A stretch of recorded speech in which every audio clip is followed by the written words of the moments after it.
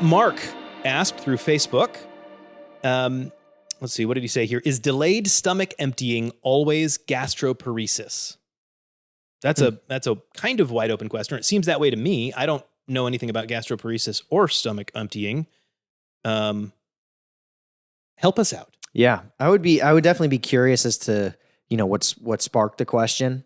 Yeah. It might just shed a little light and help guide our answer a little better. But just by definition, delayed gastric emptying is gastroparesis for all intents and purposes. So, it's just kind of the definition. Yeah. Now, to the extent at is that which, like saying is having a small height always being short? Yeah. Okay. All right. Again, yes, just by definition, delayed gastric emptying would be considered gastroparesis. Context matters here, and also the extent to which this is causing symptoms also matters. So there's going to be varying levels of gastroparesis that can be occurring, and maybe a little less severe as it's developing in somebody.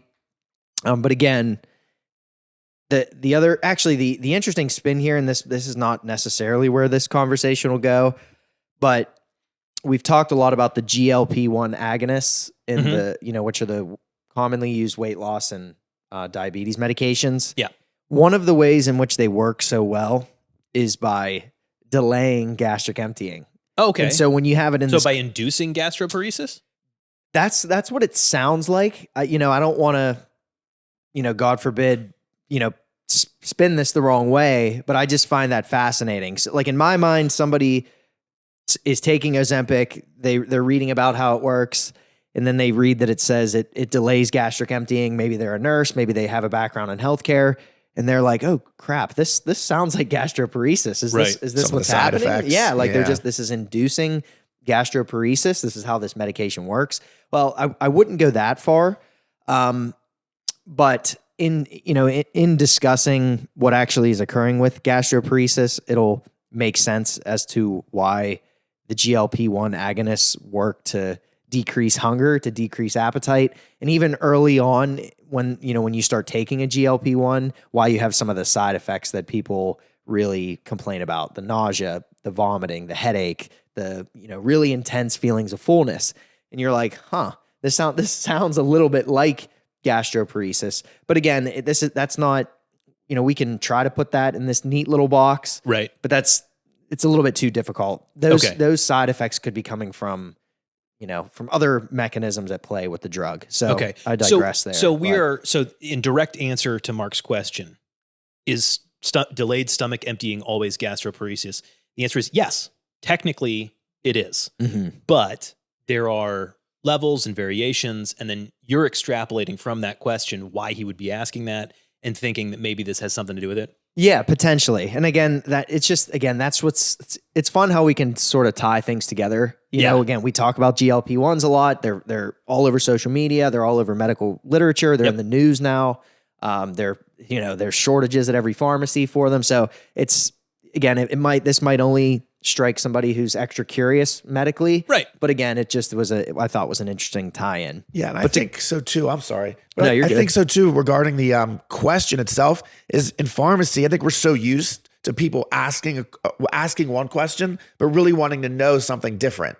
And like the start of the conversation, you're kind of answering that, but you're also like, well, what do you really? What's the real question? Then the real here? question is like comes a minute or two later once you've unpacked some of the periphery. So Sure. I feel like this person has a deep, like Dante saying, there's some other level of a question here that he wants to ask. And we don't know exactly what that is. And I think that's a good inference, again, especially just with how pertinent those medications are right now. Okay. But it is nice though too in this podcast setting. It does allow us to, when Joey and I review these questions ahead of time, it's like, because of the open-ended nature, Joey views it in one light and answers it one way.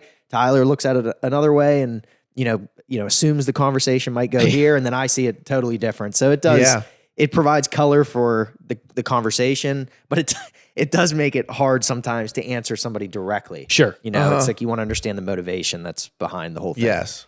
So I guess we can go ahead. Keep rolling. What causes gastroparesis in normal circumstances if you're not taking Ozempic or one of these GLP-1 Yeah. inhibitors? Yeah, so a little bit of background, I guess.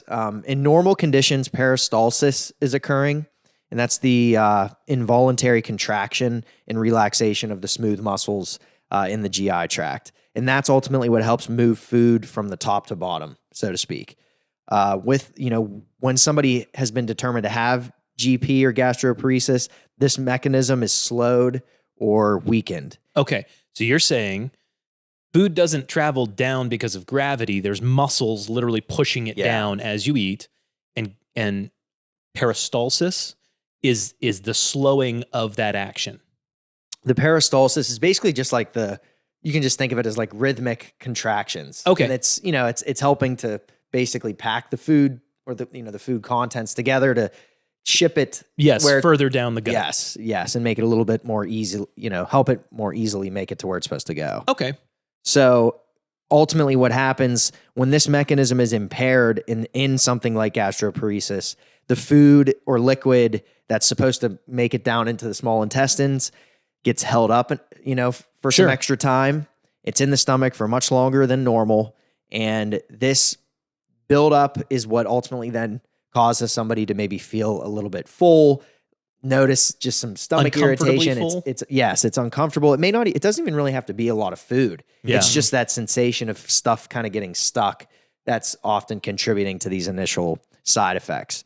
And because the food is not making it to the small intestines where the majority of, nutrient absorption starts to occur, people with this condition, that's when eventually you'll see malabsorptive problems start to occur. They're not, absorbing and breaking down certain vitamins and minerals. They're starting to lose weight, and all sort of hallmarks as to how serious this can be. Okay. All right. Interesting.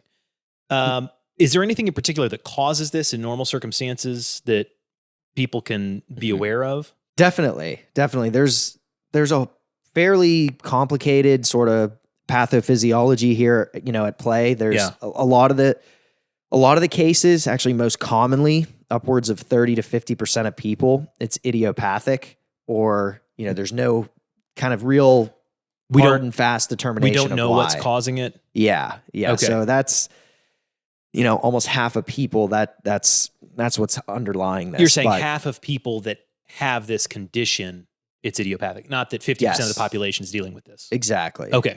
Exactly. Yes. Of all of the cases. Got it. Yeah. So if you don't know what's causing it, you can't fix the underlying issue. Mm-hmm. Oh, well, that stinks. And then from there, I mean, that's ultimately how a lot of the treatments work, which we can talk about, Joey can talk about, or whatever. You're just managing the symptoms. But before we get there, there's some other major sort of causes here at play. So individuals with viral or bacterial infections, especially those that affect the GI tract, they have maybe a little bit more of a predisposition to this occurrence. Mm-hmm. Diabetes is a huge factor. Why GP occurs is interesting and maybe a little bit convoluted, but it's thought to be that the neuropathy that often develops with, in diabetes because of, sometimes the difficulty in managing blood sugar and that whole cascade of effects. Sure. That can, once that leads to the neuropathy, that neuropathy and nerve damage then affects the nerves that are specific to the stomach, which then alters that normal peristalsis that's supposed to occur. So with diabetes, you typically hear, peripheral neuropathy, the tingling of the feet and the hands, pain and that sort of thing. Well, there's also more of this central issue of nerve damage that can occur, like directly affecting like the vagus nerve. Okay. Yeah. Wow. And then just a couple others to hit. Medications. It's a common side effect of a laundry list of medications. Narcotic pain relievers are big. Tricyclic antidepressants. There are certain blood pressure medications like nifedipine and diltiazem, which are calcium channel blockers. Clonidine, dopamine agonists, lithium, nicotine, marijuana, or just the THC component specifically. Wow. We could kind of keep rolling through those, but that's just a quick and dirty there. And then finally, this will make sense.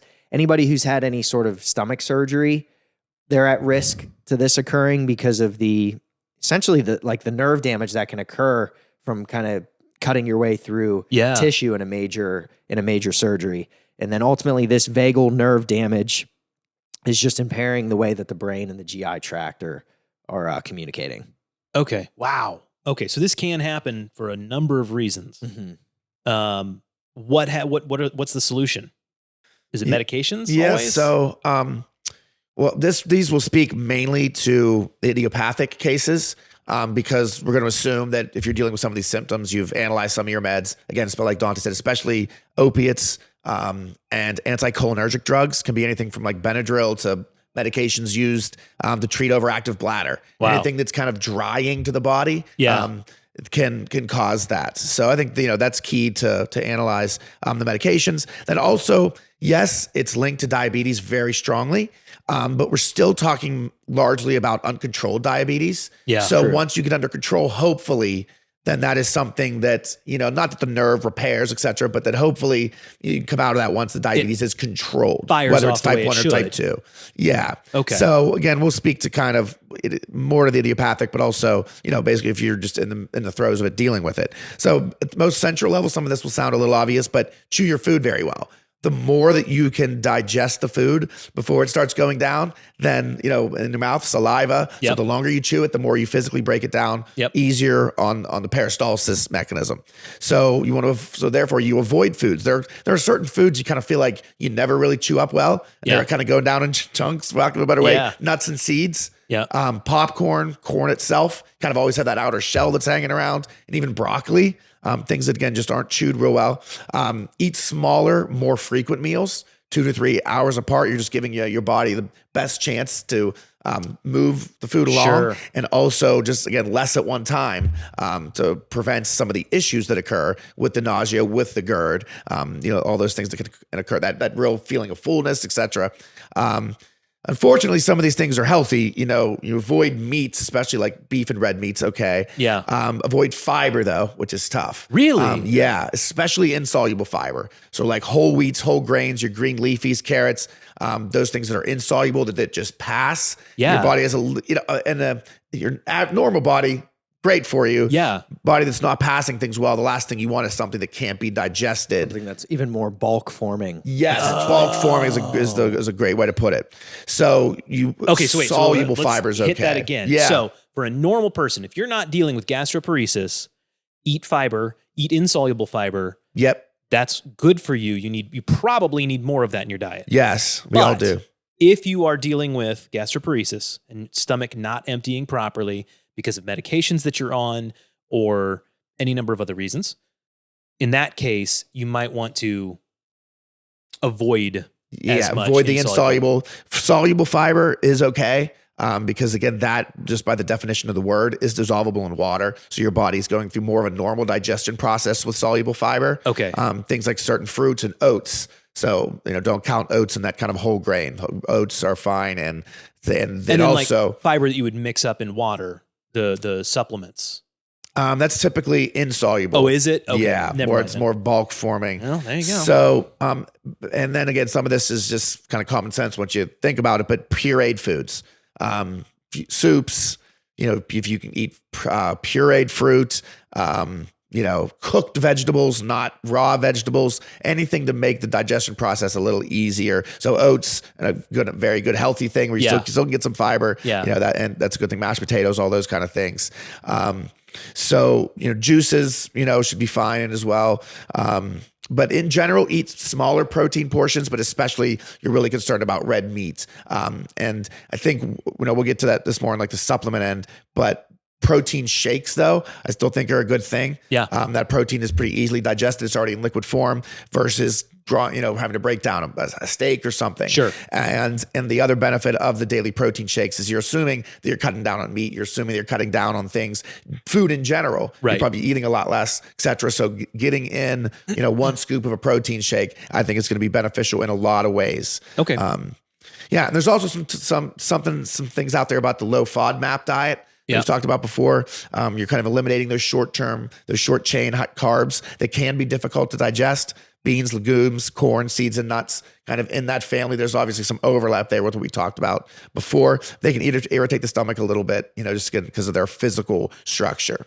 So that's worth looking into as Definitely. well. Mm-hmm. Okay, so it sounds like there's kind of levels that we can go into that of, if I'm dealing with this right now, maybe I start by eating less protein, especially red meat, and smaller meals, more spread apart, and doing some of those simpler things. If that's not working, maybe then I step it up to a low FODMAP diet. Yes. And if that's not working, you can step up to a medication. Metoclopramide is really kind of the standard that's used, except if you're over 65.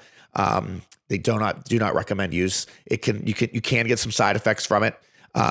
It's a dopamine blocker, so it can mimic some issues of low dopamine, which have Parkinson's-like effects. You can get something like tardive dyskinesia, uncontrolled movements of the face and upper limbs. Not common under 65, but just something you want to watch out for. And then again, if you are at that age, that's where kind of the cutoff has been in terms of use. So it literally is working on the contractility and the peristalsis that Dante talked about, and also the resting tone in the gut. So that improves gastric emptying. That's kind of the gold standard from a medication end to actually work on the contractility itself. Mirtazapine is also used. It hits serotonin receptors in the gut. Some benefit there. Erythromycin is an antibiotic, but it also helps. But it's interesting kind of effect. It only works for a couple weeks. So it would be something more transient that you maybe do after you coming off of a medication or something that was causing it. After a few weeks does not work. Supplements, there's a few different angles.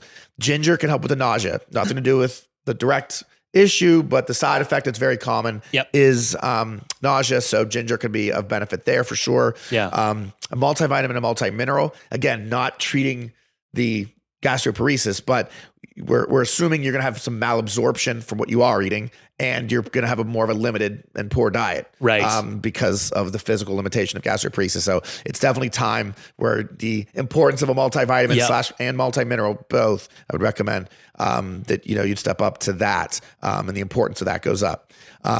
Lastly, though, something we have them all combined in a product called Superzymes, but betaine hydrochloride.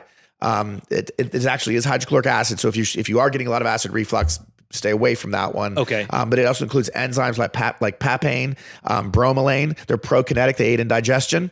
And then it also contains actual enzymes, amylase, lipase, and protease. Amylase breaks down carbs, lipase breaks down fats, protease breaks down protein. So you're actually helping the digestion process in the gut. You may not be deficient in those things, but just adding that, complex of things together have all been shown to help. Just if you do need to do that, it's one or two right with a meal. Start with one for a few days, with each meal, but they've got to be in your gut while the food is. This is not something you absorb and then it's in your body and it works. It's something that you take it with the meal or before the meal, right before, during, or right after. You just want it in your gut while the food is, because it's literally going to be helping to break down and to stimulate digestion at that point. You taking it an hour after you eat, or more pertinently 2 or 3 hours after you eat, it's already kind of pass, and digestion, at least from the gut process is pretty much done, and you're getting very limited, if any, benefit. And that's the Superzymes? Yes. Okay. Yep. You're really, again, looking at the papain, bromelain, amylase, lipase, protease, all those ingredients. The betaine hydrochloride, just again, be careful if you are getting some significant acid reflux. Cool. Just be aware of that. Okay. Well, that may be more than Mark wanted to know, but there's the answer. Try to make it apply to more than just the question, right? Absolutely. Absolutely. Did you have something else? Just like literally one more thing to add.